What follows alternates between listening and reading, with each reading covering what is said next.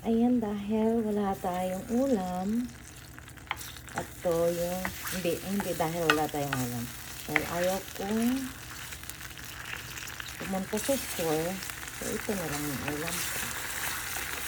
At gusto ko siyang ulamin ngayon.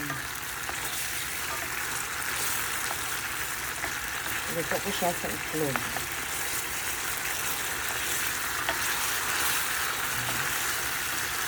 Yung mga tao sa atin, ayaw nila ng sardinas. Ako naman, gusto ko talaga.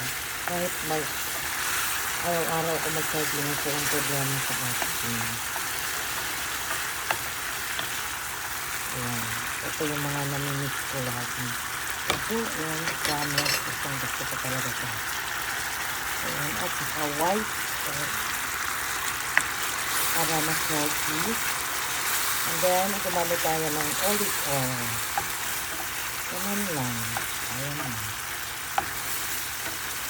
Para maluto lang yung sardine.